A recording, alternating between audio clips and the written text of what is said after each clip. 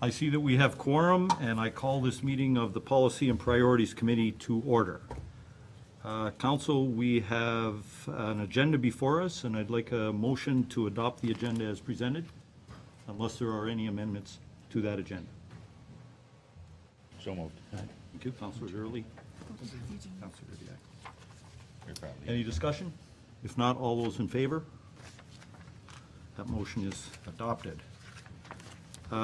Council, at this time, are there any disclosures of pecuniary interest? Councilor Papp. Yes, I will not be participating in item 5.2, the vacancy on Pelham Council Ward 1. As an identifiable individual there I am related to, and I declare that conflict similar again. Thank you, Councilor Papp. Madam Clerk, could you record that, please? Any others? Thank you. Our first order of business is to receive a strategic plan update brought to us by our CAO. And Mr. CAO, could you please bring that forth? Thank you very much. This is something that I had intended to do at the CAO meeting. Unfortunately, I was unable to attend, so I'll be making the opportunity to make this presentation tonight. You'll notice in your packages you have a presentation. This one looks a little different because what I've done is taken basically the same content as what you have, but I focused it a little bit more on just to 2013 in relation to the strategic plan to highlight the goals that were set, or the strategies that were set in the prioritized plan, and what we've done to try and meet those goals moving ahead. So again, the 2013 priorities, I'm just going to walk through the prioritized strategic plan. I'm not going to go through the top part of the slides. Those, I think, are readily available for anyone to look at. But the 2013 priorities section basically tells us what the strategic plan identifies for 2013 as being goals. What I'll focus is on the bottom half that talks about the goals and how we've met those. So in 2013, with regards to resources to welcome new residents and businesses, one of the top priorities was dealing with the website. I'm pleased to report to Council that our project is 95% complete to date. We have soft launched the new website internally. We're just working out all the little bugs and tweaks. And we'll be launching that to the public, I believe, in 2 weeks' time. And with that, there'll be a marketing campaign to highlight the new features. The feedback from staff has been very positive since it's been launched, and we're expecting the same feedback from the community. Other things we've done is the electronic council briefs after each council meeting that have gone out, and we're also looking at dealing with the promotional packages. That'll be something that we're developing for 2014 that was raised in the regular council meeting portion of tonight, with ways to welcome new businesses and new people to the community. We wanted to get some of our housekeeping done first, and now that has been completed, like the branding and the website, etc., that we'll be moving ahead with that project. Exceptional customer service. I think we've done very well in the last year meeting the goals. So how do we deal with customer service? Well, one of the ways that we're dealing with it is quarterly staff meetings for all staff, and we're having these discussions on a regular basis. And although not directly related to customer service, but the ability for all staff to know what's going on throughout the organization provides them a great opportunity to talk to the public and respond to inquiries, regardless of where they are. And it also gives us an opportunity to do staff wow moments. We acknowledge success at general staff meetings of staff that have gone above and beyond in the area of customer service. One of the key innovations that we have adopted and are continuing to continues to evolve is public service request. One of the things that Council had identified as a priority was some way to create a tool to track response times to public inquiries. And that is easier said than done, and we're really lucky to be working with a local company, Public Service Request, that we have been able to develop a software that we can literally record down to the second the minute a request or a complaint comes in from the public, and the time in which it's resolved. This has also been launched for some time internally. We're using it internally on a regular basis. And as part of the website launch, public service requests will be brought out to the public, and there'll be extensive advertising and encouragement for the public to use this particular piece of software when dealing with requests for service complaints and otherwise. We're also taking public service requests to the next level. We've already developed and enhanced its capability to deal with workplace health and safety requirements, workplace inspections. So if there's work required as a result of a workplace inspection, we've tailored a component of public service requests so that the health and safety, the workplace health and safety committee can track and see how work is being done, and I can also track and see how work is being done. And if it is something that is considered to be a health and safety issue, how quickly are we addressing it, and who's addressing it, and who's being held accountable for the work. I can also look at the individual employees and see how many service requests have been assigned, how quickly they've met the customer service standards, and how we've been engaged with the staff. So it's an incredibly powerful tool for evaluation as well, and holding employees accountable. So those are the highlights for customer service. Process to engage. Again, we wanted to start a comprehensive marketing program, partner with service organizations for festival events, and we've had some success in that area as well. Some of the goals that we've achieved is the growth with Summerfest, which I need not go into. It's very self-evident. Another event that's starting to really mature is Christmas in Pelham. We're heading into that season now, and I think that that's been a great partnership with the PBA, that we're taking that up to the next level in concert with them.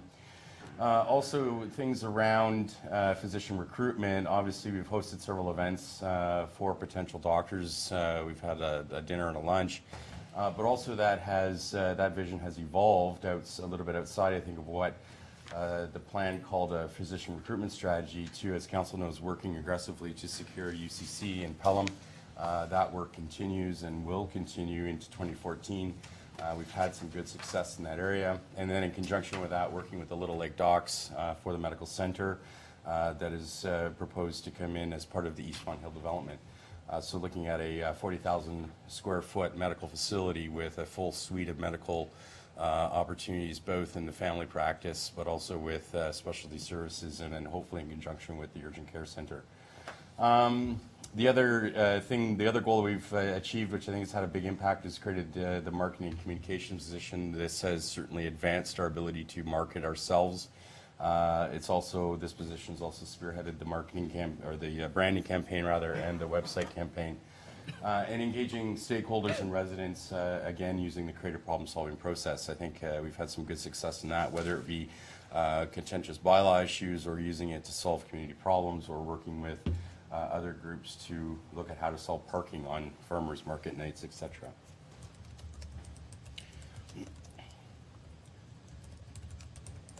Moving ahead into the stronger corporate branding. As you're aware, I think we've had some tremendous success in 2013 with our corporate brand. One of the things was connect the corporate brand with signature events. That was considered to be a priority, but we also needed to develop the brand to connect, and we had a very weak brand that I'm very pleased we have launched a brand new Pelham brand for 2013, and we're now looking at sub-brands for each of the departments, and you'll be seeing that in the budget binders. You see that on our new website. You see that with the way our business cards are done. So the Pelham brand has been a very successful campaign. We've had great buy-in and feedback from the community, as well as members of the organization. And now we're continuing to bring in the branding standard, or the graphic standards, so that we're implementing the same brand across all of our materials, whether it be emails, business cards, clothing, the decals on vehicles. All of that is currently being introduced, and we're working through that as we speak. And then consistent with using the vision statement, so how are we using our brand in connection with that? And you can see things like our streetlight banners, which have messaging consistent with the vision, and I think that's been very positive, although a bit grueling in finding the right content, but we've had some success with that. Enhanced walkable community initiatives. There wasn't a specific priority in 2013 as far as listing, we want this done by 2013, but there certainly was the strategic desire to continue to enhance, promote walkable communities. We have had, again, some good success in this area for 2013. Street reconstruction. New sidewalks we built on Pelham Street, the reconstruction of Port Robertson Road with increased walkability enhancements and biking lanes, etc. We're currently working with the Active Transportation Committee to develop a Walk Your Community campaign, which is a series of residential signs that will be placed around the community indicating walk times from point where they are, point A, to prominent locations in the neighborhood, point B. So for example, it may be a sign on College Street saying it's 30 seconds to walk to your neighborhood library. Those are the types of signs that we're developing in conjunction with them. So that's building on the success we have moving into 2014. We've also have the Complete Streets policy, which we saw Niagara Region has adopted, and we're working on similar policy, but we're also trying to implement that on projects moving ahead.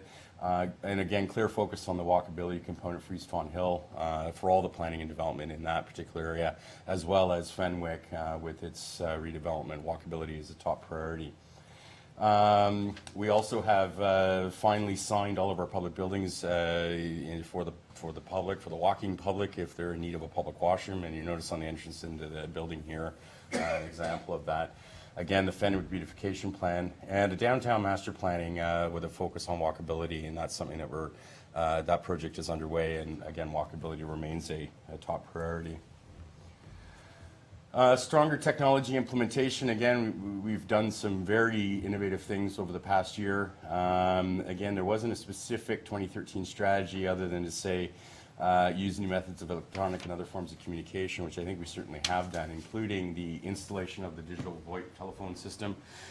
This has been a major step forward as far as our own internal technology. We now have one number to call any place in the town rather than having 100 numbers to call 100 different places. We can also, when you call in the main office, we can transfer a phone call out to Tice Road or out to the arena, which gives us a whole new level of flexibility.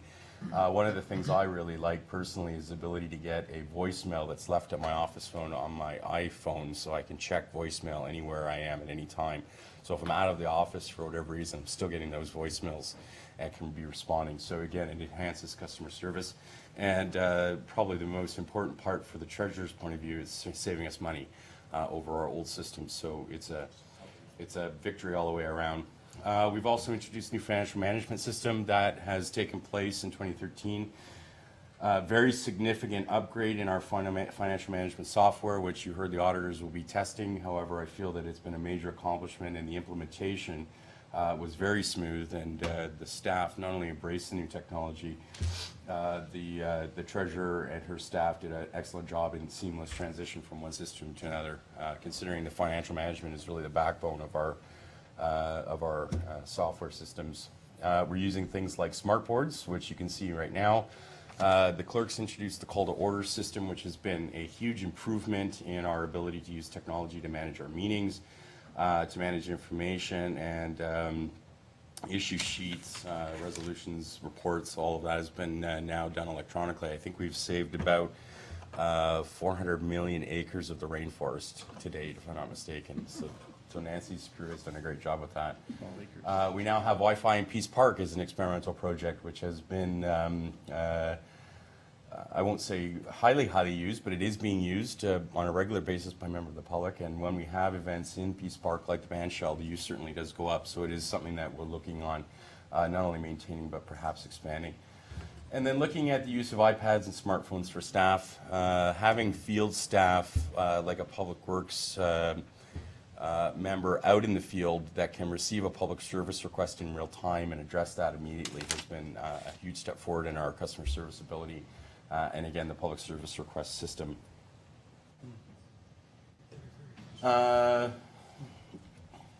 Moving to planning for facilities and structures. This came up earlier in the budget discussion.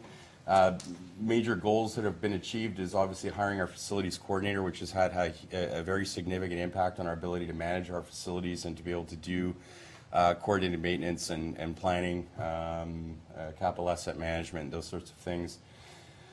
We've centralized building and maintenance requests, again using the public service request system, which has been a big help. We're undertaking facility audits of our buildings, the renovations to the pool house and Old Pelham Town Hall, the arena stability repairs that were undertaken earlier last fall, and the master planning to identify properties for acquisition, which is underway for road expansion and new road construction.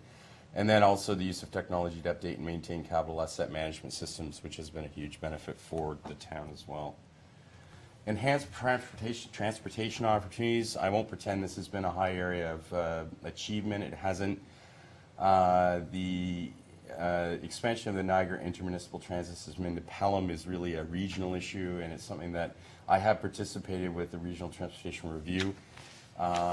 We are looking at hopefully seeing some transportation expansion into along Rice Road into Highway 20 as we move forward with East Font Hill.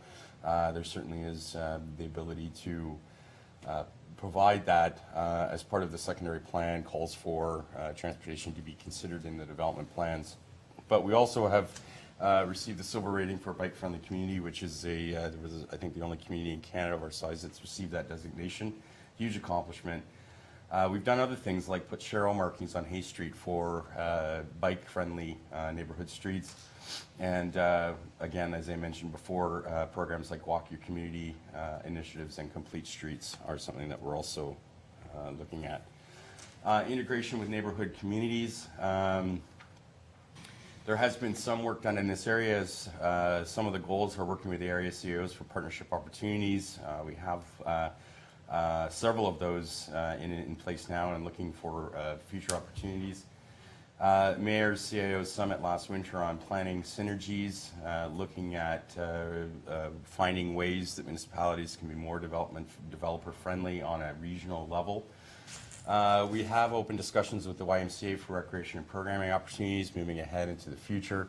We are pursuing partnership opportunities with the private sector for recreation facilities and other joint events with neighboring municipalities such as Grand Fondo, which is a big success as well. So we have had some great partnering opportunities with neighboring communities. Balanced growth in the official plan. Again, some of the goals, the OMB motion to approve the release of the secondary plan, motion has been made. We're waiting for the ruling of the board. We should get that any minute. Our form-based zoning bylaw work has commenced. We're expecting that town-wide zoning, form-based zoning bylaw to be completed by June 2014, which would be a huge step forward in improving our zoning bylaw situation. And also form-based zoning is a current requirement for the East Font Hill development, so that's another big step forward. Staying true to our vision. I think we've done a great job in including the vision in all aspects of the organization and consistently reinforcing it.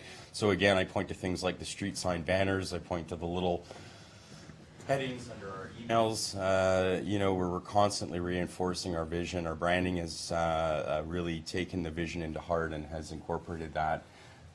We've also had policies that we've reinvented or rewritten as far as the formatting of them goes. I think they're very unique to reflect the creative problem-solving process that we've adopted, asking how might we when considering policy. And also we are working from the prioritized strategic plan to stay on and meet all of our targets. Planning and accommodating for growth.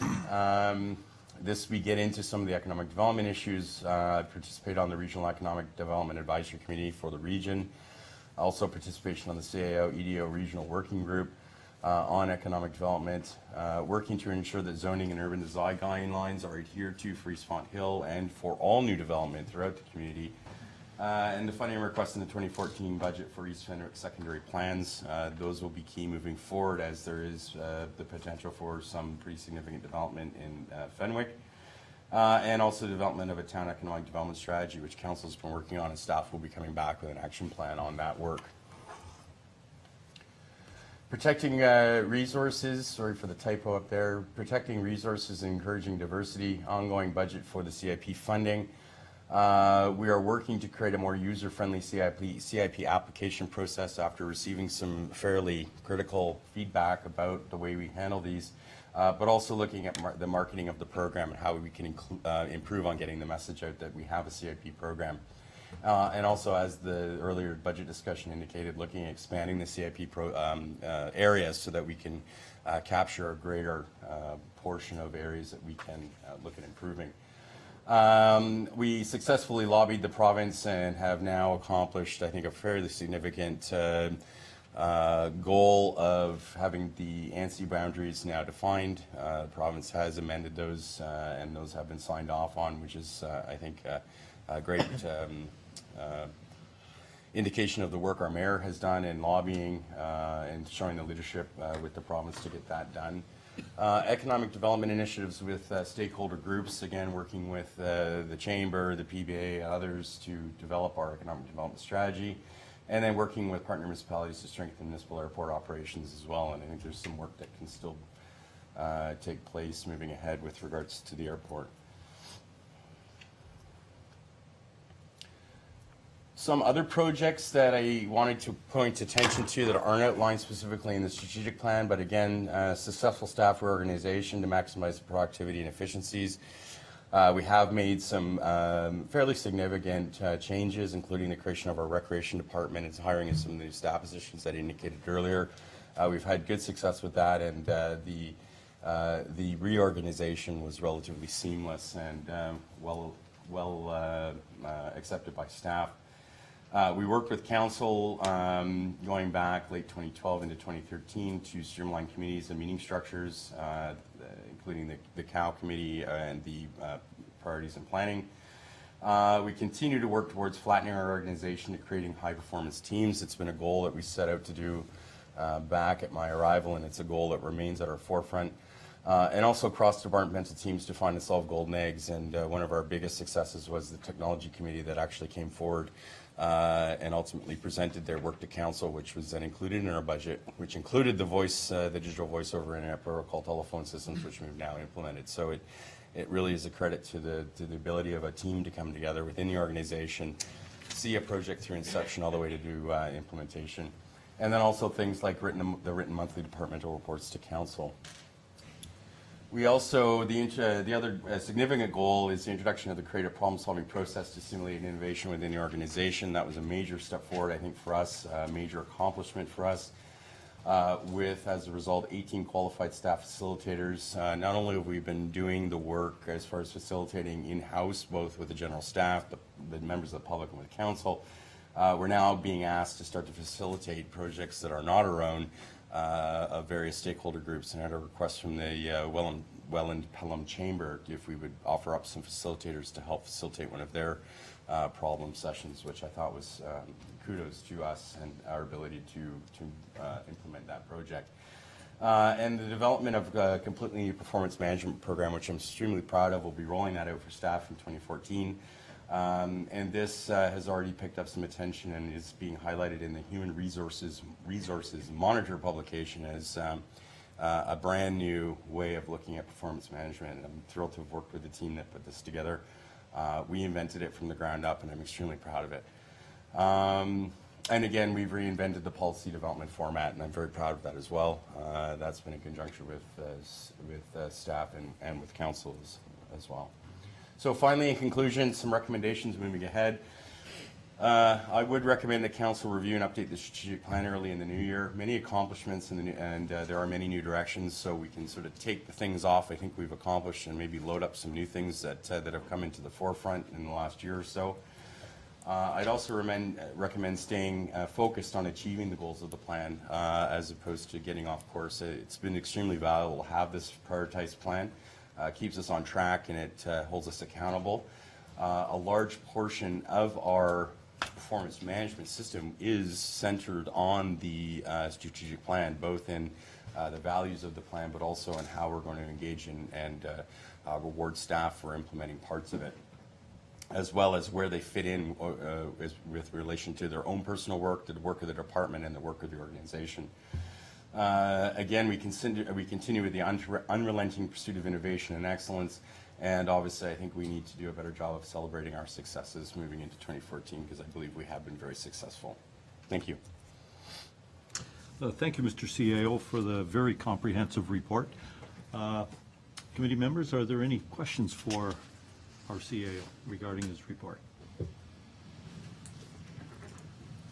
Mr. Mayor, I see you chomping at the bit. Well, thank you very much, and certainly appreciate the update specific to 2013, and as well the other document that was given to council that forms part of our package. Just sort of some questions about, and maybe this is more germane, when we talk about the philosophy of the creative problem-solving process and the brand, so, and customer service. So it all comes together, Mr. Chair, and that is the idea of the corporate brand, the how might we help you attitude, all of those things. I guess the branding process has taken a little longer than we thought, perhaps. The website should have been launched in the summer, and I know there's some challenges with that, and we want to try to get it right, and the branding. So maybe we could just hear from the CAO, he's saying in the next 2 weeks for the website. What about the rest of the branding exercise? Are there budget considerations with that? And I think we sort of alluded to that. The last person in this chair alluded to that at a previous meeting. Kind of for the first piece. So things like, stationery and whatever, that's done. The website's done. There's talks about chevrons for the fire service and trucks and things like that. So can we just hear a little bit more about that? Mr. CEO? Yeah, the branding, the graphic standards and the brand consistency is something we're still working to implement. So, yeah, we're looking at things like our vehicles. So we've got the old coat of arms on all our vehicles. Even those are inconsistent in their application. So is there funding? Yes, we have included some money in the marketing and communications budget in order to be able to continue the implementation and delivery of that. Working with the fire department, we want to integrate our brand into the fire department. Another great example is all of the vehicles, all the fire vehicles we have a different brand or a different brand standard on them. So we want to have those all uniform. So I believe there is a committee that's struck up the fire department to look at how to come up with new design on that. We have some copyright issues with the current chevrons. They're no longer permitted to use them, so that requires, I guess, some additional urgency in having that work done. Have we developed our buttons that say how might we help you? No, we haven't. But I'll be sure to get on Carrie and Anna when she gets back from holiday, and we'll get those ordered as soon as we can. Thank you. Maybe it speaks to the overarching customer service mentality, which is the piece, Mr. Chair, that the CEO spoke of, and certainly a lot of the presentation was with staff and those kind of things. So maybe the question is, and this might be something that we can think about as we further refine the strategic plan in the new year, is how does one measure the success of customer service? So it's more than buttons. It's more than making things available and changing a voice system over to something else. I don't know how you can quantify that, but there must be some dashboard.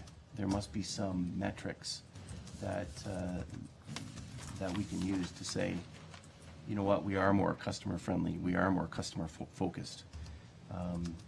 So I don't know if the CAO can sort of comment on how we can gain some insight into that, and have some measurable ways to say to the community, we've changed, just don't believe us, here's the numbers to show that we've changed. I think that's a very valid question, Mr. Mayor. Metrics are very important in actually analyzing what we've done, so.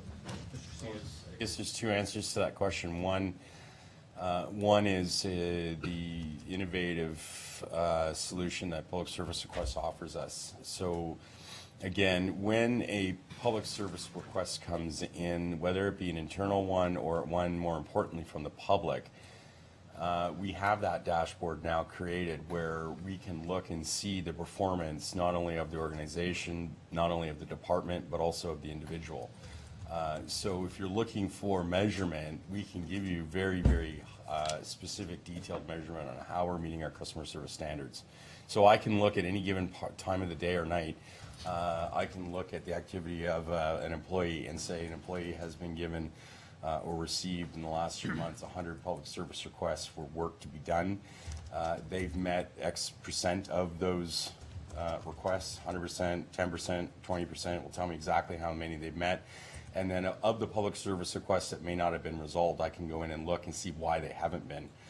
So there's not only, okay, well, the work hasn't been done, it will also tell me why the work hasn't been done. So there may be things like, it'll be addressed as part of a larger project in 6 months, or we don't have the budget for it, so there may or may not be legitimate reasons why the work hasn't been completed, or the customer service standard hasn't been accomplished. But I can look at that detailed of a level. The second part of the answer is, how do we measure the employees' progress? And that again comes from the performance management program. It's critically important. We don't have, embarrassingly as it is, any formal way of evaluating employees and measuring how they're performing within the organization. And when you want to look and see how we're doing, to tell the public, we need to first look and see how we're doing internally. We need to get our own house in order. And I'm, again, absolutely thrilled with the new performance management system that we can measure the goals and the aspirations of individual staffs, of teams, and of the department and the organization as a whole. So I think those are two very significant ways of getting the hard data that you'd be looking for.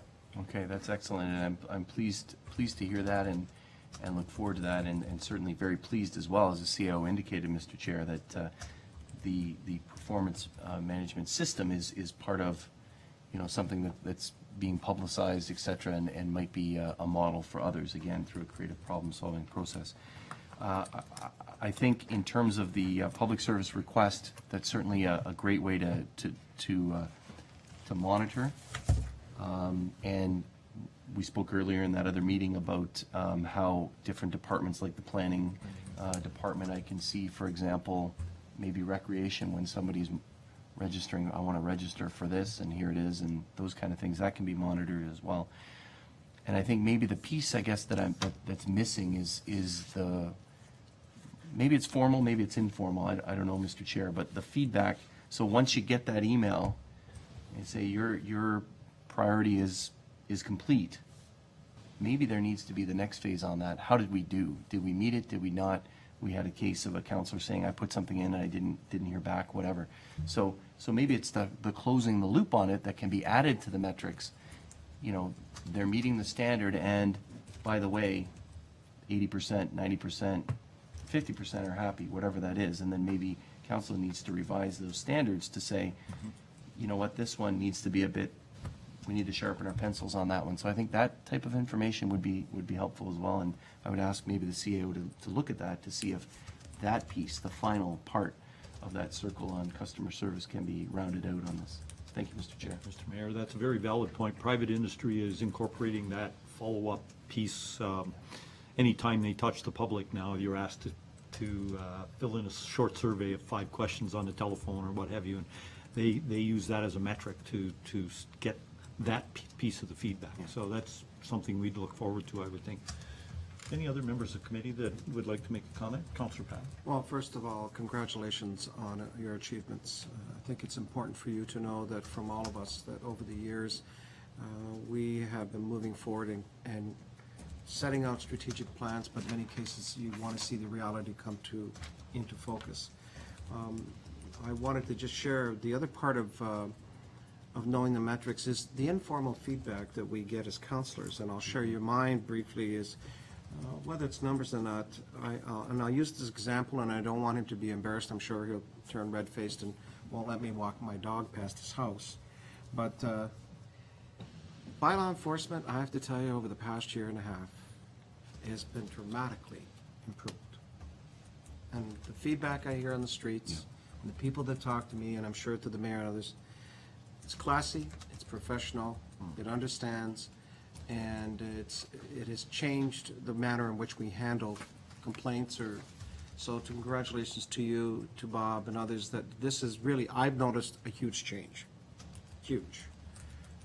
The other part of it is that I think you need to constantly know from us, too, not just, the metrics of it, and I agree that's very important, but from time to time it doesn't hurt for us to sit down with you and say, you know what, Darren, here are the things that are working well, here are the things that we could improve on. And it's just like coaching and saying, what we see at this level and what we see at the ground level, here's what we're dealing with. So the technology, the branding, I hear nothing but positive things about the brand. I have a lot of people approaching us about whether they wear the T-shirts, wear the stuff. They like it.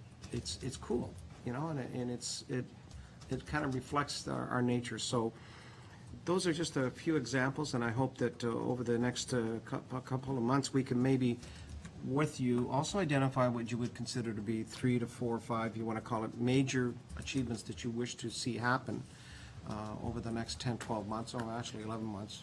Depends on who's here. But it's important for you to hear from us as well, what we're looking at, what we're thinking.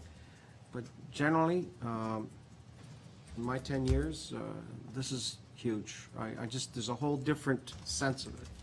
Are there areas that we need to still work on? And the mayor's right on service request, yes. There's, but not as critical as I would say that it was in the past. So response times and how, it's the way you handle it is what I like.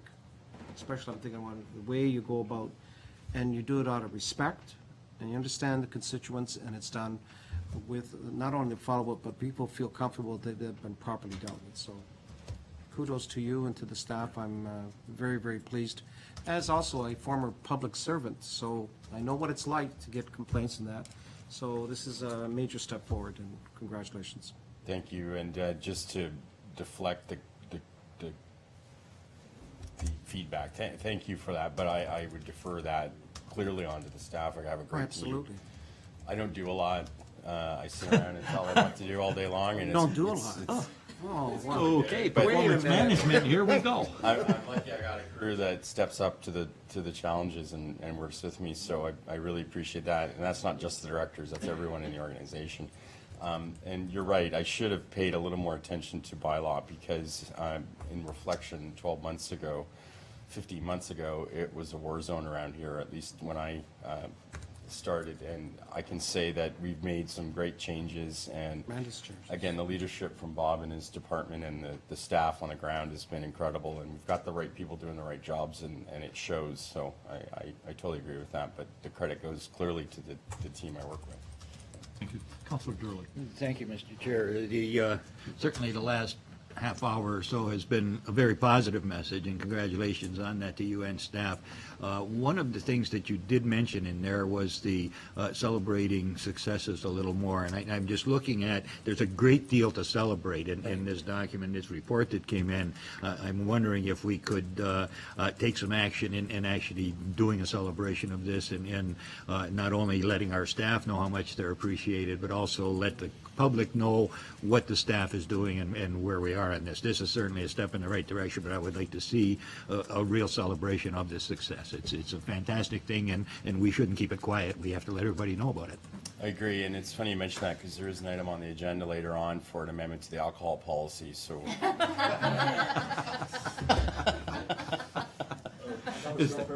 Mayor Ford can help us on that. Well, we're only talking about alcohol here, though, right? Oh, no. I agree, and I think maybe things like just putting this type of presentation on the website is good information, good place to start, but also keeping that in the council highlights after meetings, celebrating success. It's just a constant effort to make sure that the positive message is there, and that, we're not completely incompetent. We get some things right, so. Thank you. Councilor Rubiak, do you have anything to add? Thank you. Very little to add. In fact, essentially my message is ditto. I think you're hearing a very positive response from us. I would add one, and that is to say that much as I appreciate your handing off the credit, is no doubt due to those who are in the organization. The fact is, we all understand that very little gets done without leadership, and you show that in spades. So thank you very much.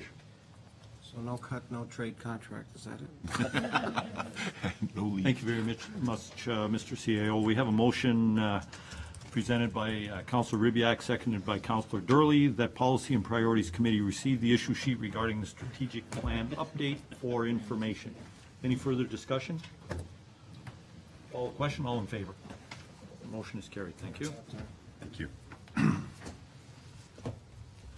Next item of business, Councilor Papp, I'll ask you to leave, is dealing with the vacancy on Pelham Council.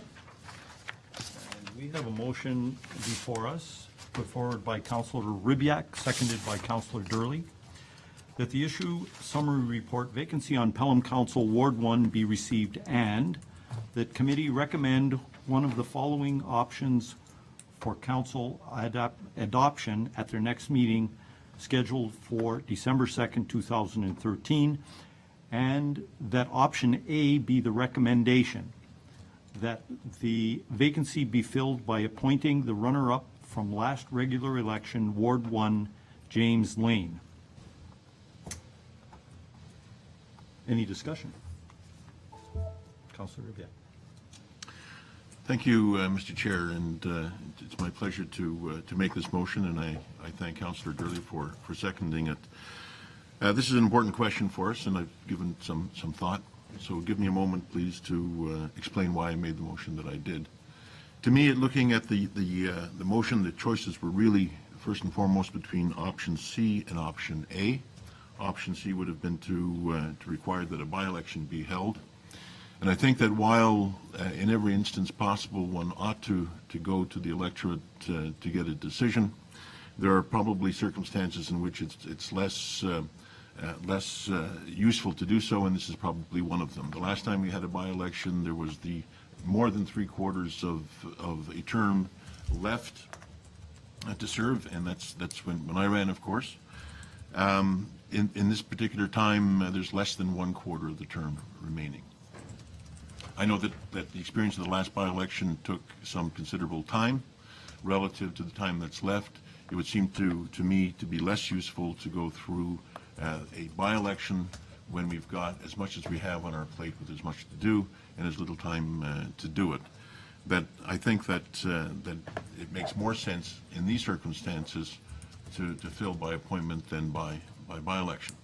And if we have to fill by appointment, obviously it seems to me that it makes sense then to turn to appoint an individual who has gone to the public, to the electorate, seeking their votes, and presented themselves to the electorate and received in response a credible number of people supporting the views that the individual had to offer. So very much in the circumstances, I would have preferred an election, a by-election, but given the shortness of the time, the appointment of someone who has gone to the people and has received a critical mass of support would be useful. And that brings me, I guess, to the second reason why I would support option A, and that's filling the vacancy with the runner-up of the last by-election, Mr. Lane.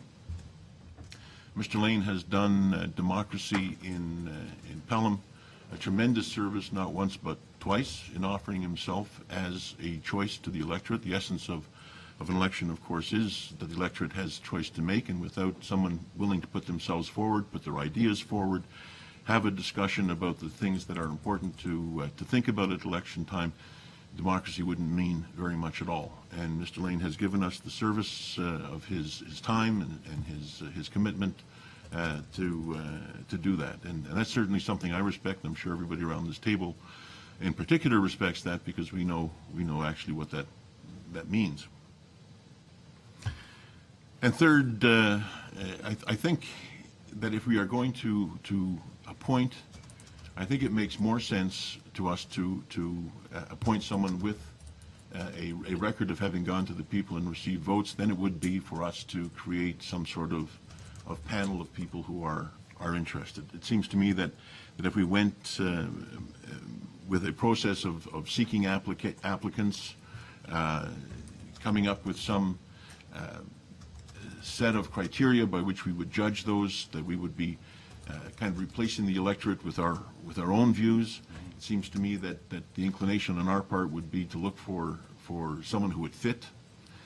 And aside from that, probably not being the most appropriate of directions to go, the fact of the matter is that what makes this council strong and what really creates the opportunity for us to make good decisions is a degree of diversity of thought and opinion around the table. The fact of the matter is that Mr. Lane represents a different view than certainly mine, and I think that Ward 1 would be well served with having that diversity of view represented here. I think we would do well with having that perspective around the table. So given Mr. Lane's commitment, his engagement. He's here most of the time. His involvement in not just one issue of interest, but in all of them. The fact that he has provided that service in the past, I would say that if he is interested in taking the seat, that we should find that out and appoint him to the vacancy. Thank you, Mr. Chair. Thank you. Councillor Durley. Thank you, Mr. Chair. Just to pretty well echo what my colleague has said, and just to bring to light the fact that Mr. Lane's attendance in this room has been as good as most of the council members here. He's well versed on all of the things that are happening. He has a great interest in this, and his experience certainly will help. If we can get him to use this machine, we'll be all set. That will be a real big change and a challenge, I'm sure. And there are other new changes there, but I'm sure he can adapt very quickly. Further to this, and certainly I was very pleased to second this, but I'm wondering if, in fact, we can give staff direction to form a policy as to what we would do in the case of a vacancy. Councillor Ribbiak brings forward the fact that timing is of very importance. If it happens early in a term, obviously a by-election probably is the good thing to do, or the right thing to do, being this close to an election, because looking at if we went to a by-election in this particular case, as pointed out by our clerk in this report, there could be a conflict of people are running for the by-election and people are running for the real election at the same time, and they're running in Ward 1, which can have a different boundary than Ward 1 when the actual election comes through because of the ward boundary changes and that. So at this particular point in time, to have a by-election would really be a confusing thing, and I thank the clerk for pointing this out. She was very explicit in that, and I think it's a very valid point. So in this case, I don't think there is any option other than to appoint, and certainly Mr. Lane is the candidate with his experience and with his knowledge and understanding. But again, the direction to perhaps look at best practices in other areas and what would work best for Town of Pelham as far as in the event that we should have any vacancies that come up in the future, at what point in time should we have a by-election, so on and so forth. And I'm sure staff can come up with a very good suggestion and recommendation for that, so we can include that in our policies and procedures. Thank you. Mr. Mayor? Thank you very much, Mr. Chair. I certainly appreciate and echo the comments of colleagues around the table. Very, very cogent comments from both councillors regarding this particular matter and this particular individual. It is interesting that the clerk did put in the report that's before us the option that some councils have done, and I think she highlights the option of the City of Toronto when they filled a vacancy. That they called for applications and those kind of things. And it is a very good point that Councillor Ribbiak makes, that would mean that those of us around the table here would be making a decision that would actually be representative, even more doubly representative of the public in that picking somebody to sit around the horseshoe at the table here and serve the community. That's a very important consideration for me. And that's why I think it was important when we had the similar situation at the beginning of the term that we went for a by-election, that we found out what the electorate wanted in that by-election. We heard directly from the public on that and had that particular result. Mr. Chair, last week, well, I guess just to round that out, and I think for all the reasons that Councillor Durley indicated and Councillor Ribbiak, that the timing isn't right for that type of by-election now, just because of the ward boundary review, because we're close to when a nomination can occur for next year's general election, etc. I also, Mr. Chair, want to add some information. I did write about this issue last week in my column in the newspaper, and asked for individuals to contact me directly. There weren't that many that contacted me about the issue, but those that did overwhelmingly said appoint the next individual, that they thought, given the information that was presented in the paper, which is similar to the report, that they wanted the next individual, and that goes across all of the wards. And it was predominantly high as well in Ward 1. So for all of those reasons, I think as well, Councillor Lane has been here, as was said, and is here and watches, and in many cases makes comments to us about the debate that we have, etc. So I think he can fulfill the role rather very well. Those go back to the comments earlier. The CAO we just heard, Mr. Chair, suggested that we should take another look at the strategic plan, and I think that will be extremely important for Councillor Lane to have that input, as Councillor Ribbiak indicated, to have that diversity of around the horseshoe here, that diversity of the community involved in that strategic process. And finally, Mr. Chair, I do echo the comments of Councillor Durley. I don't know that we need a motion, maybe we do, but it is in the report here that directing the clerk to develop a policy for consideration at future meeting to provide a consistent approach for filling vacancies and to ensure there's a clear understanding and decision-making. So not to develop a policy tonight, but to do it when we have a full council, and that we can take a look at that and look at these situations, so that should next council or whoever sits around this horseshoe has to make determinations, at least they'll have some guidelines to deal with, and the public will know about those guidelines too. Thank you, Mr. Chair. Point well taken, Mr. Mayor. Thank you for all your comments, all well taken and all well directed. I think that we can deal with this, and Madam Clerk, maybe you can correct me on this, but I think we have a consensus for a direction to staff to develop a policy to be brought back to this Yes, I committee. have that noted, Mr. And we don't necessarily need a formal motion to that effect. No, I have it noted. Thank you. So I think, having said that, then I'm going to call the motion, and just for clarity, that the motion is that committee will recommend Mr. James Lane, Ward 1, to serve and fulfill the balance of the council's term. So I'm going to call the question. All those in favor? That motion is carried. Thank you. Well, Mr. Chair, I just have a question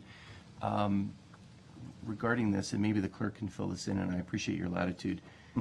In terms of the process, council will have to ratify this decision at our meeting, but it would be nice to, and I understand Mr. Lane consents, to deal with this early on in the meeting. So maybe the clerk can just comment on the strategy to deal with that. Certainly, Madam through you, Clerk. Mr. Chair. I have heard verbally from Mr. Lane that he would be willing to accept the appointment should it come forward. I would like to receive that in writing, so I will contact Mr. Lane. And I could suggest to the council that the next council agenda be structured such that we could approve the minutes, and then when those minutes are approved, we could then do the swearing in on December 2nd. Thank you. I appreciate that. I think that's the way to go. Do the swearing in, because you could pass a resolution to adopt the minutes, which is to approve this recommendation. Okay, great. Thank you, Madam Clerk.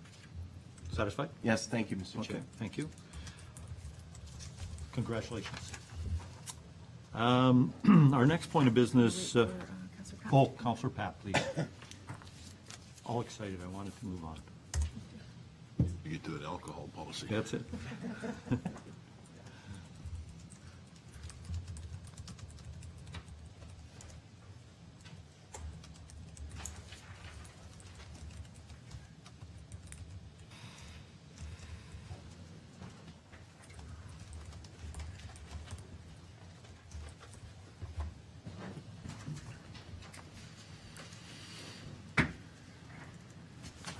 Welcome back.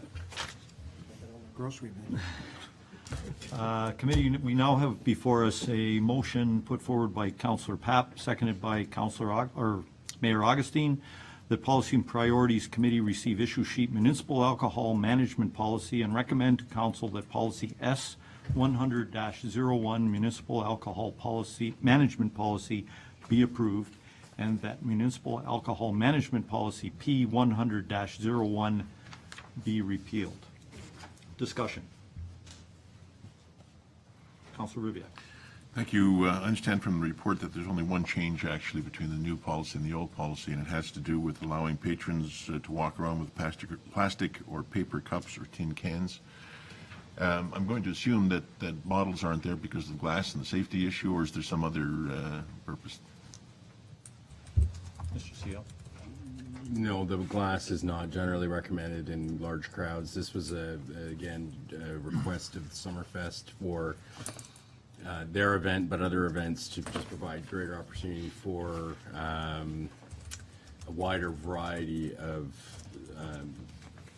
alcohol to be sold to the general public by loosening this one particular aspect of the policy. Thank you. Mr. Mayor? Thank you very much, Mr. Chair. The policy is quite detailed, and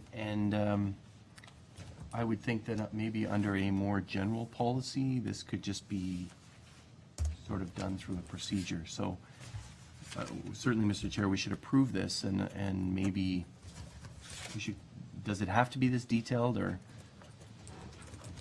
I'm seeing nodding and shaking from different staff, so, you know, I understand that alcohol has certain considerations and all that, but anyways, maybe something to look at in the future. Does it have to be this detailed? Can the policy be pretty cut and dried, and then nuances to the applicability of that policy? Should we hear from the treasurer and the Sure. recreation department head? Madam Treasurer, did you have comments? Yes, through you, Mr. Chair. The Smart Serve requirements are legislated, and that's what directs this policy, and we specifically have to highlight these things in detail in here. Otherwise, it would have just been, you know, a more general policy, and the procedure would have been. But there is absolutely no way you're allowed to have glass bottles in an event, so that's why it's not in this policy, and it specifically identifies what you can have. Ms. Ravensway, did you have anything to add to that? Through you. Yes, this policy, the way it is written, it protects the municipality, you know, and we use it all the time with all rentals. And it's very clear what they can and can't do. And I have grown to appreciate this policy. I'm glad we heard from both staff. That's great. Thank you, Mr. Chair. Any further comments or questions? If not, I'll call the question. All those in favor? Motion is carried. Next order of business. Motion by Councillor Ribbiak, seconded by Councillor Durley, that Policy and Priority Committee recommend to Council that Policy S301-23, Community Days Human Resources Policy, be approved. Discussion. Councillor Pat. Sure. Mr. CEO, someone can explain, what is Community Day? It's the first time I've heard that. Give me sort of an example of how they would be used. Mr. Chairman, the intent of this policy, I think, again, is to demonstrate what our corporate culture is in relation to our vision. So when we say that we want to be the most caring in the Niagara region, how do we demonstrate that? And while we were looking at the human resource policy, it struck us that one of the ways we could be caring as an organization, individual employees, is by giving the opportunity for employees to take 2 days off at their director's approval, but at their discretion, to perform charity or volunteer work with a registered charity or volunteer organization in the community. So, for example, if it was a day to volunteer at the local food bank, distributing food, if it was doing Meals on Wheels, if it was working with United Way, the YMCA, any organization like that, we felt it would be very, I think it would really speak to who we are as an organization, to demonstrate to employees that we're putting our money where our mouth is, and we're encouraging them to get involved in the community and make a contribution. I think I also like the way that the policy is that, you know, they have to be clearly representative of the town of Pelham during that day as well. So it's, you know, it's something that they really go out as a member of the town of Pelham, not as necessarily the individual, and contribute to the community. So that's sort of the thinking and the logic behind it. Thank you. Mr. Mayor. Thank you very much, Mr. Chair. I guess certainly I appreciate that explanation from the CAO. Two questions to start, and that is the feedback from the Burke Group. It says that they were consulted. Is this similar to policies that they would have seen or others have?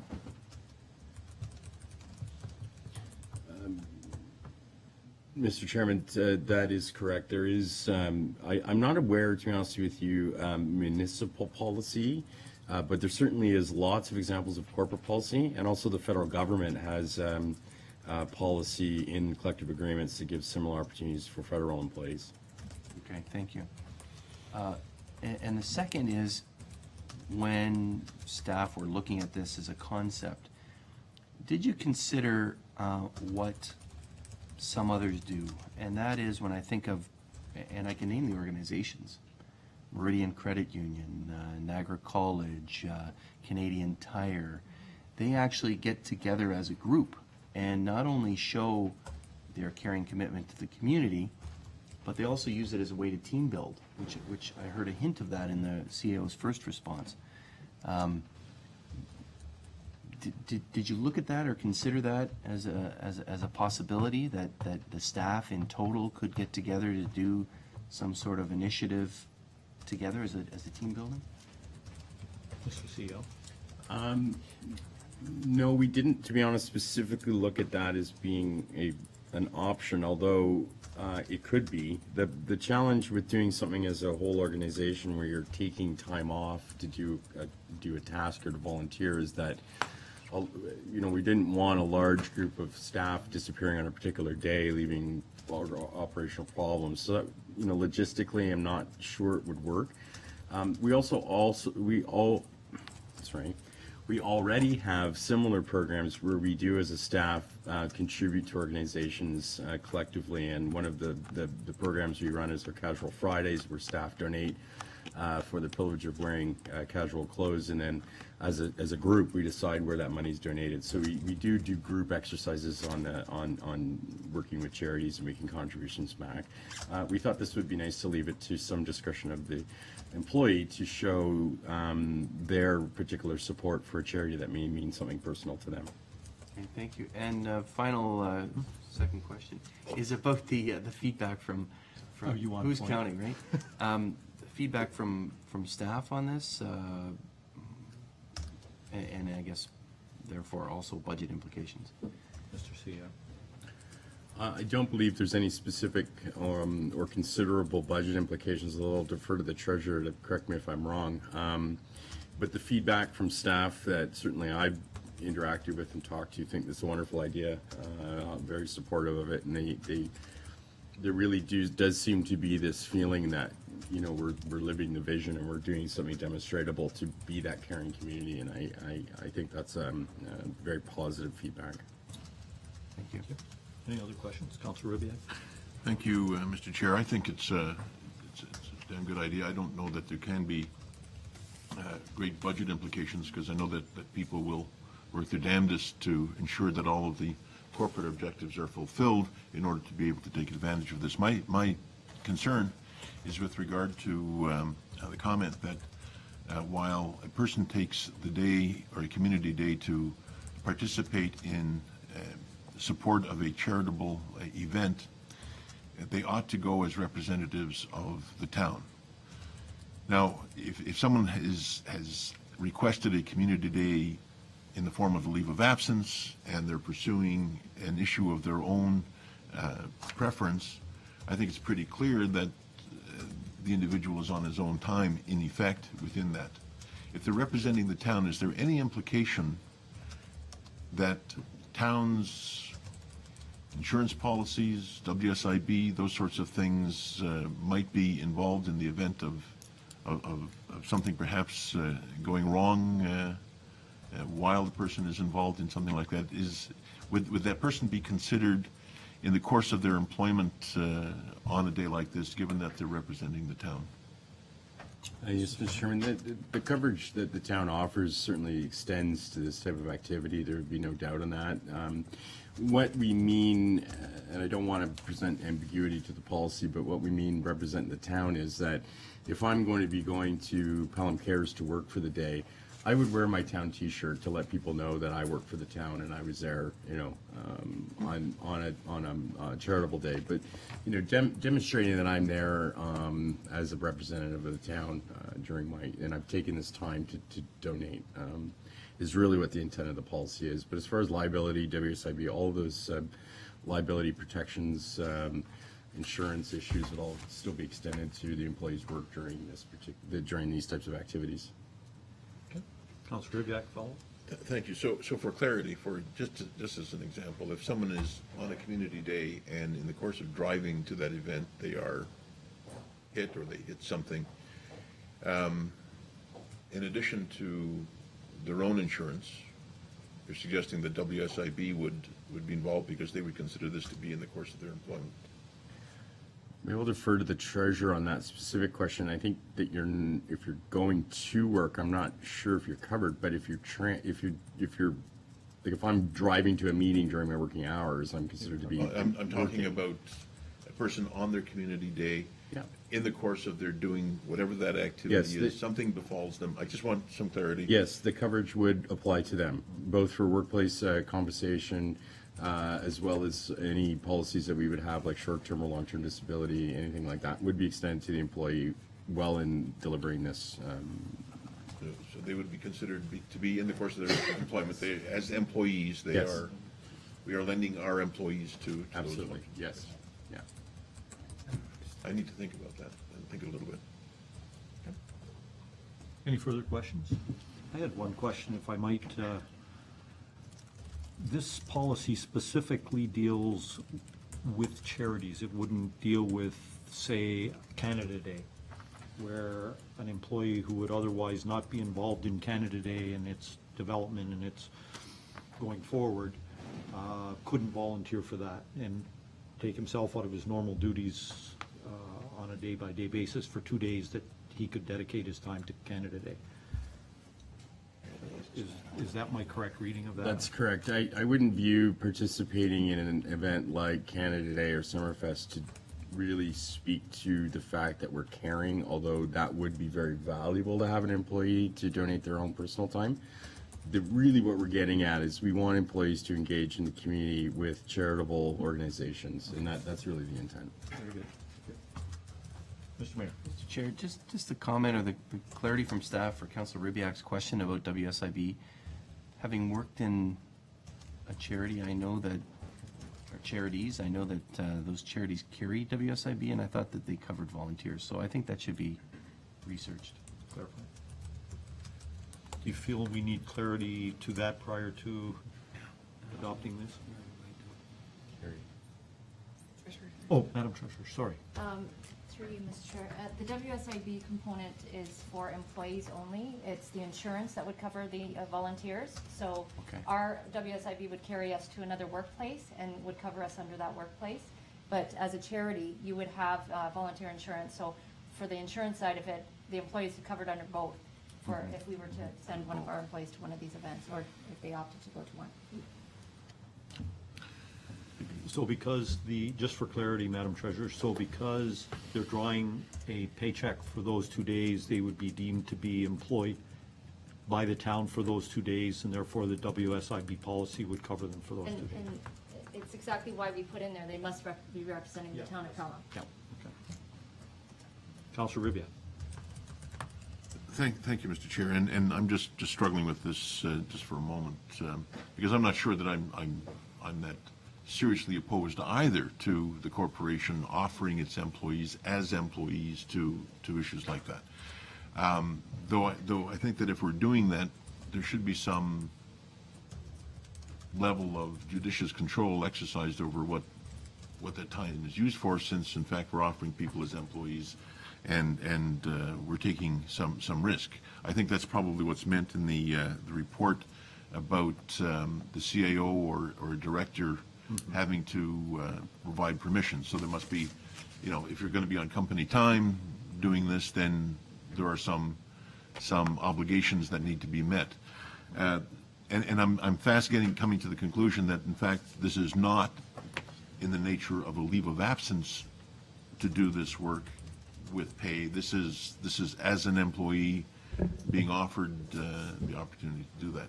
So now I have to get my mind around whether that's a good thing or not a good thing, and maybe by the time you call the vote, I'll have made up my mind. Thank you, Mr. Chair. Any further comments? No, I was just, Mr. Chair, I was thinking of picking up on Councilor Ribbiak. One that comes to mind automatically is one that I participate is Habitat for Humanity. one of the biggest challenges we had in the past was the builds occurred during certain weekends, but employees have volunteered their time to come and do this. And some corporations quite rightly have allowed their employees to come on that paid time to help. So this is one I see could fit quite well because, you know, so I kind of would like to, let's say it this way, experiment with it, see how it goes. So, because there's a variety of other charitable functions that may not fit into this. So we'll leave it to the discretion of staff to figure out, but the Habitat one for sure, because I know we had a multitude of people from variety, from nonprofit, public, and private sector. You're right, Councilor Ribbick, the public sector employees, it was a leave of absence. They had to take the day off without pay. The others were sent there by their companies, and they were covered to help us. Any further comment? If not, I'm going to call the question. All those in favor? Yes. I've made up my mind. I think we have unanimity. That alcohol policy. I'm a little slower than others on occasion. Up in the time it took you to call a vote. I like it. I've decided I like it. Okay, our next order of business, I have a motion from Councillor Papp, seconded by Mayor Augustine, Mr. Mayor, that the Policy and Priorities Committee recommend to Council that policy Town of Pelham philosophy be approved. Comments, questions? Remind myself what it says here. Can we Mr. just Mayor. hear what the change was? I understood it was a kind Mr. of a small CAO. nuance based on unclear direction from staff, from council and staff, so. Carry on. Mr. Chairman, to respond to the mayor's inquiry, the change came in the second, how might we? The discussion was, when the policy came forward, the discussion prior was between, I believe it was yourself and Councilor Ribbiak. And it was a question of whether or not the wording that had been proposed was simply saying innovation for the sake of innovation. And was the cart leading the horse, so to speak. So the subtle change that has been made is in the second how might we have the policy, and talking about, sorry. It's the second one, not the first one, right? The second one, yeah, sorry, I'm just trying to find it here. But it was to use innovation to deliver the services that the public was requesting or wanting. So it was service delivery first, but through service delivery, we want to do that innovatively. And I think I captured what the conversation was about, at least I hope I did. So that's the only change to this policy. Thank you, and that's clear now. I thought it was the other way around, and I was thinking, why are we taking out that? So it is, how might the town of Pelham deliver services in the Yes. most effective manner using innovation and creativity, et cetera? So, I think it's an important point. The whole reason for doing this, the whole reason for the update that we received from the CAO earlier this evening is to provide effective service to the community. So I applaud the change. Terrific. Thank you. Any other comments? Councilor Ribbiak, carry on. Thank you, Mr. Chair. Yeah, I think the CEO has captured the essence of our discussion about this last time and has indicated that we are not primarily a petri dish for innovative thought, but we are about service and we are innovative in the performance of that service. So I think he has captured it, and I'm happy with what there is. Thank you. Terrific. Anyone else? I have only one very small comment, and that is to deal with the formula line. You define all of the terms except, for example, S is not defined. It would be solved just by putting in a bracketed S after thinking styles, and IR is not defined. So it would be innovative results, but if someone were reading this policy, just to make it highly clear, you see where I'm talking about? Mm-hmm. You define all the terms. Yes. Except S and IR. Okay, innovative results. Yeah. And S as thinking styles. Okay, I can, if council wants to defer this to regular council, I can make the change just to define those two. without having it come back to committee. Yeah, I think we can adopt it, just with the understanding that you'll just I'll make make, those I'll add change. that, those 2 points in for the I'm happy council. with that. Is everybody happy with that? Yeah. So I'm going to call the question. All those in favor? Motion's carried. Okay.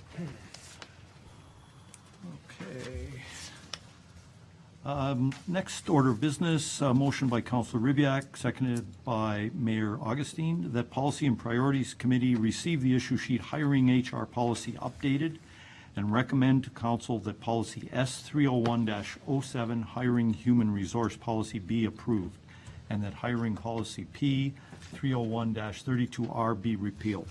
Discussion.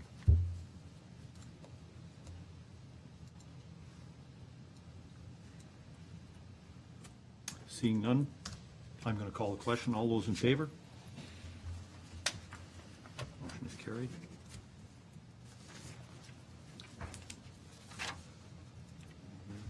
Moved by Councilor Durley, seconded by Councilor Ribyak, that Policy and Priorities Committee receive the issue sheet Progressive Discipline HR Policy and recommend to Council that Policy S301-15 Progressive Discipline Human Resource Policy be approved, and that Discipline Policy P301-28 be repealed. Discussion? Councilor Ribyak. Thank you, Mr. Chair. Chair, I continue to have some level of discomfort with regard to this this policy. I've had some brief discussion with our Director of Administration, and I think I understand the corporation's intent that, in fact, the performance management program that they are developing is, in fact, the key tool by which performance is going to be managed and improved, and that whatever processes and exercises that will occur within that will render the use of a progressive discipline policy to a really minimal status. That is, it's not expected to be used particularly often. And my discomfort, I think, arises out of the fact that, yes, indeed, we need one. I guess legally, if we don't have one that says the things that this thing says, would leave us liable in the event that it was necessary in those rare instances to take disciplinary action that might in fact lead to termination. And I would really like to review or get my teeth into that performance management program in a lot of detail, so that I could read this with that as the context. If in fact the performance management program is going to be as well thought out and as extensive as the CAO has indicated in his prior report, then maybe my misgivings with regard to this program would be set aside. Now, I don't mean to suggest that we hesitate to accept this one now, because within that context, I think it would be quite acceptable. But without that kind of side-by-side, it's very difficult for me to say that I'm thoroughly comfortable with this. This really looks like we're going to improve performance with the application of a lash, and the lashes get harder as time goes by, and it puts all of the onus on the corporation to cause a change in performance through the application of that policy. But I understand that that's not the corporation's intent at all, and that the performance management program is really the one that we ought to be looking at. So Perhaps we can get the CAO to Yes, address right. that. CAO. Thank you, Mr. Chairman. I think the key in answering that question falls, in fact, under key facts in the policy itself, and it says performance planning. And we go, I think it's very clearly outlined that the key fact of this is that we want to foster the workplace where employees are engaged and motivated through the programs of the municipality, through their work that they do, their pride and all of that. We want to have managers and directors continuously coaching and doing performance planning. And this is all central to the performance management program that we've developed. So when the policy says a key fact is that when we would use this is an unexpected event where performance planning is not successful. That's where we would go on this. And to be quite frank with council, this isn't something that we necessarily want to have. It's something that we have to have. If we don't have this type of policy, and we have the unexpected event where we have to deal with a disciplinary issue, we will be raked over the coals, and as Councillor Papp constantly says, we will be completely unimmunized for trying to discipline a employee without this policy. So really, this is a policy we have to have, and I think that it's been very clearly outlined that it's something that this is a last resort policy. We will work as a team, and the coaching and performance is all done through the performance management system. That's where the organization really gets the evaluation, the motivation, and the coaching, and all of that is all around that program. Councillor Durley. Well, thank you, Mr. Chair, and I agree 100% with what the CAO is saying. Performance tends to be a function of aptitude, and aptitude certainly can be improved with mentoring and all of the good things, the coaching and the direction from mentors and staff. Discipline usually is a function of attitude, and I think this allows the attitude adjustment, whereas the other is the coaching thing. So I think this is a necessary evil in the odd case that it becomes necessary. And like you say, it likely will not be used much, because I have full confidence in senior management and staff that will be able to deal with the aptitude ideals, and will be able to see to it that we are efficient and effective. However, in the odd instance where there needs to be an attitude adjustment, this tool will come in very handy, and hopefully we don't need to use it very much, and I don't think we will. Thank you. Thank you. Any further comments? Mr. Mayor. Thank you very much, Mr. Chair. Just, I guess, some specific questions.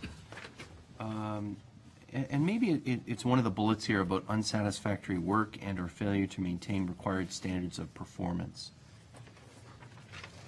I can understand what some of those standards of performance might be. We spoke about them earlier. Dealing with that request in so many days, so many hours, those kind of things. Is that all that's meant there, or is it broader than that? Can we hear from the CAO about standards of performance? Mr. CAO. I think the policy would be broader if required. The performance expectations, again, are clearly rooted in the performance management system. When that system is in effect, we'll be able to gauge on a day-to-day basis and coach employees to deal with situations that arise before they get out of control, and you have to use this type of discipline. So, for example, let's just say something silly like punctuality. Rather than having 6 months go by of an employee being consistently late, sitting down and doing an evaluation saying, oh, by the way, you were late 17 times last month, here's your written warning, don't let it happen again. Those conversations with an employee would be happening regularly.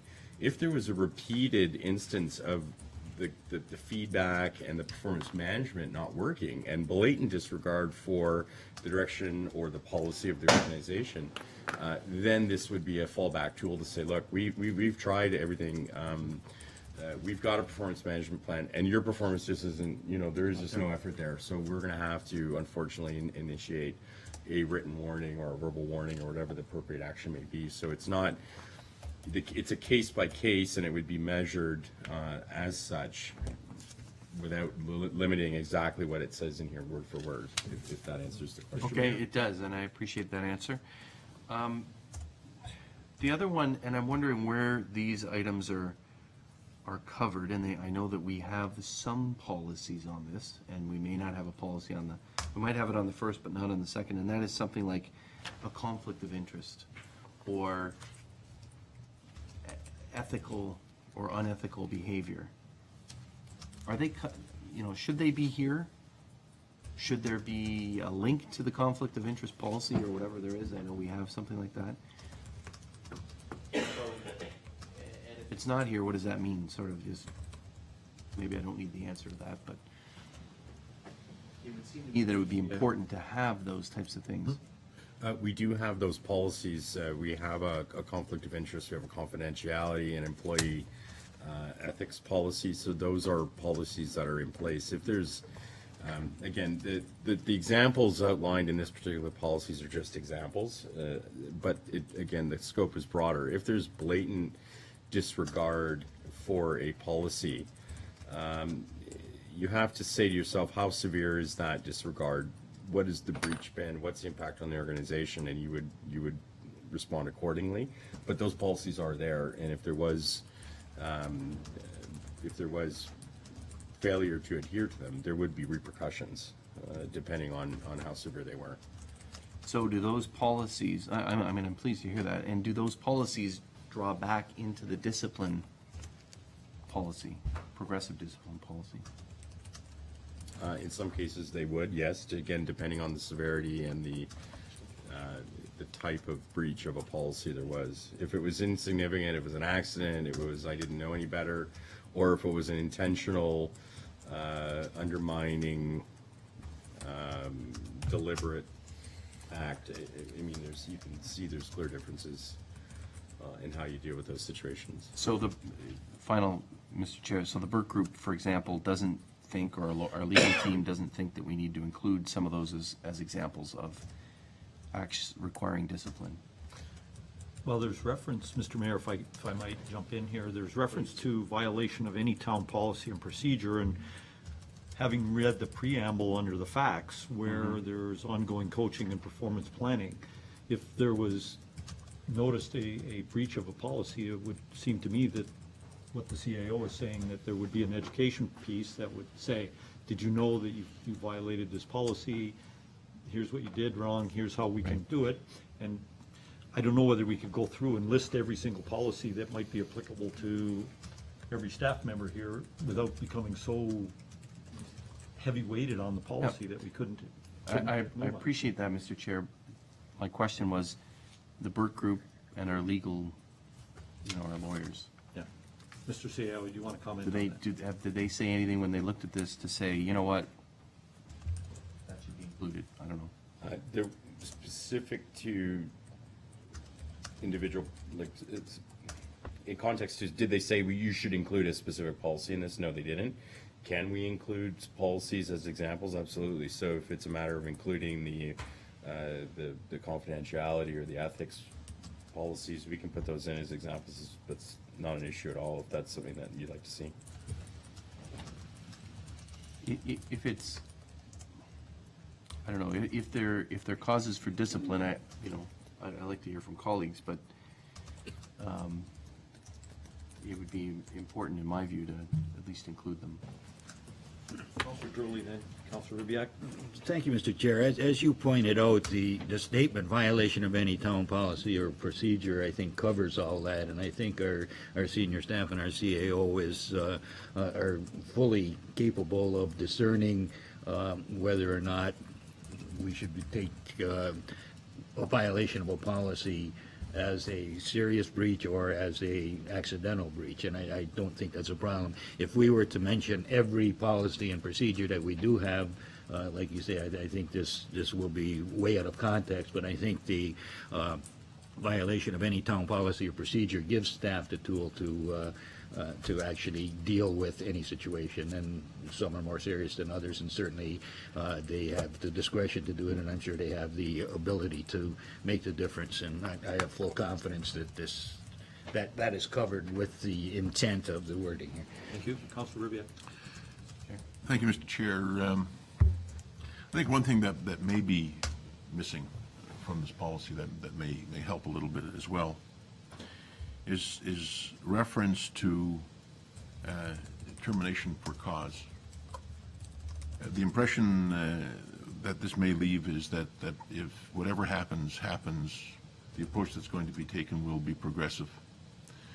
And I can see some issues listed within the examples in which we probably wouldn't be thinking of progressive discipline, but immediate termination. For example, the use of or possession of narcotic or alcohol in the workplace. I'm not sure that somebody drinking on the job, particularly if he's responsible for driving town equipment, is going to get away with a verbal warning first time. I'm pretty sure we would be considering termination out of the gate in those particular circumstances, given the seriousness of the infraction and the risk to the corporation that entails. So some reference to either another policy or another, or some specific action even within this policy to reserve the right to terminate for cause instantaneously, as opposed to being captured by a process that has 4 steps in it and requires 4 events of a similar nature to take place before we terminate somebody. I think that may be of assistance in this policy. Gary, did you want to speak to that? Yes, through you, Mr. Chair. Just for clarification, I think we can add in here that this policy is for termination without cause, possibly, because when there is a situation of cause, this policy we don't follow this policy at all. Now, there are cases where there's the alcohol use, it had to be put in here because there could be forms of addiction or of some sort. They're considered disabilities. You are not able to fire with cause under those situations. You have to follow a process, and this is the process that was given to us by legal. With respect to naming all the policies, we did with the Burke Group. Darren wasn't at every single meeting. We had this discussion with the Burke Group.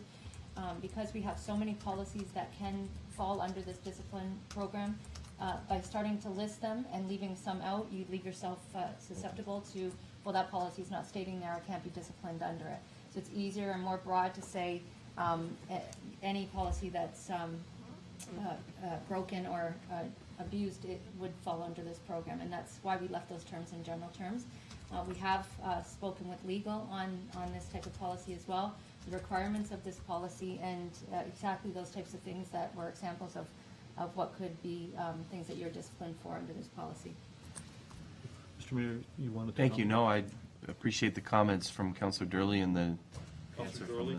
And then Councilor Ribbiak. Thank you, Mr. Mayor. Thank you, Mr. Chair. Just to build on what our treasurer said, we do have the employee assistance plan in the case of someone having a problem with an addiction or so on and so forth, and I think that is the step 1 of employee counseling. And I think, in all fairness, the evidence or the comments made by the treasurer certainly indicate that if the person needs help, we need to give that person help. We don't need to throw them under the bus. So, I think that certainly is a logical first step, and I think that shows that we are caring.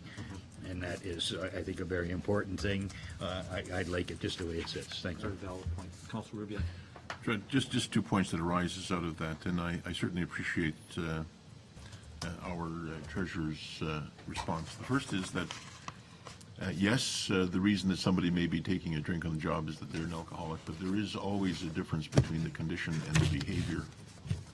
And that condition is one that we would support through EAP. The behavior is not actually forgiven by the existence of a condition. So I think that's something that I would be interested in knowing about. The second is, am I to understand that after going through the first 4 steps, that the termination at step 5 is actually without cause, and that there is therefore the payment of notice and severance at the result of that? Is that what I heard?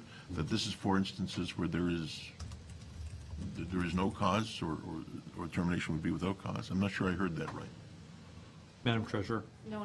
This would be termination with cause. You've gone through the steps, you've documented all of the processes. It would be termination with cause. Thank you. I obviously misheard that, Mr. Chair. Anything further? No? No? Anyone? No? Okay, I'm going to call a question. All those in favor? Opposed? Motion is carried.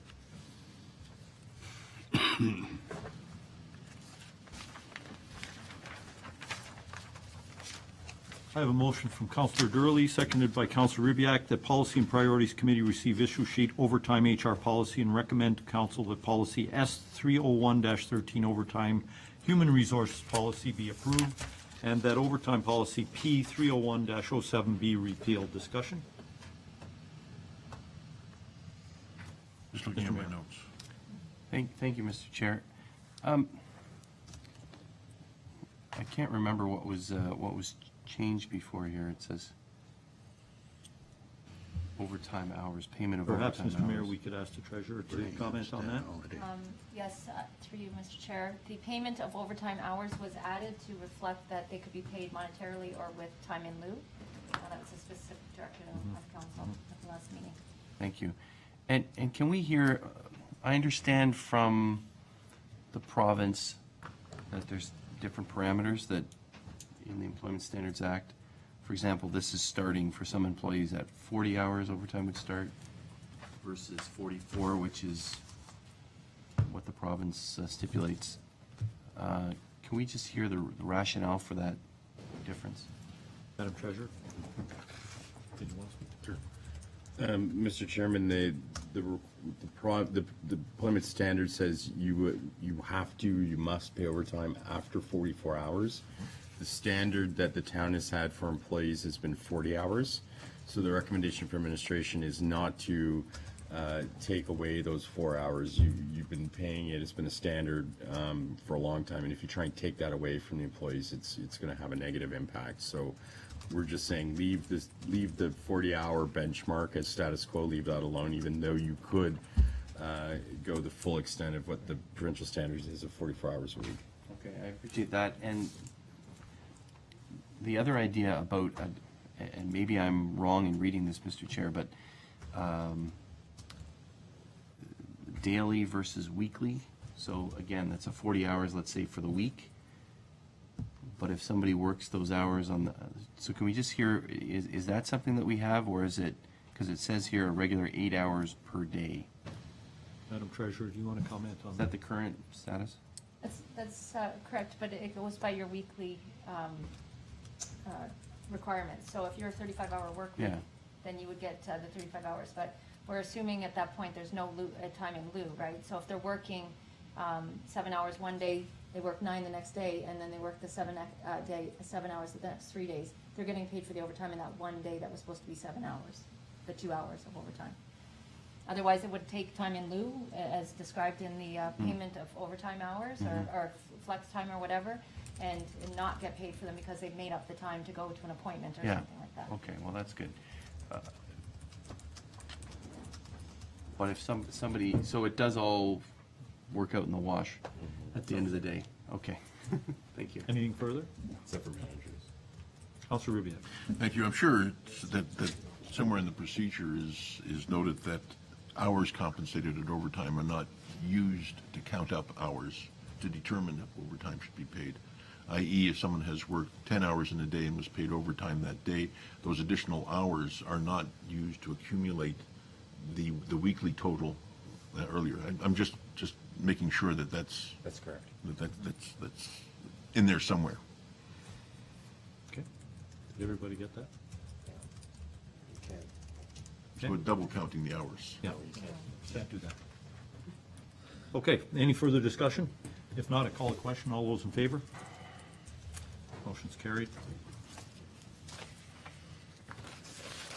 And we'll continue. Ding, ding, ding, ding, ding. Motion by Councilor Gurley, seconded by Councilor Ribbiak, that this regular meeting of the Policy and Priorities Committee be adjourned until the next regular meeting, being the Committee of the Whole, scheduled for Monday, December 2nd, 2013, unless sooner called by the mayor. All those in favor? Motion is carried. This meeting is adjourned. You're getting pretty aggressive with that thing, you know? I'm afraid you're going to start whacking my fingers.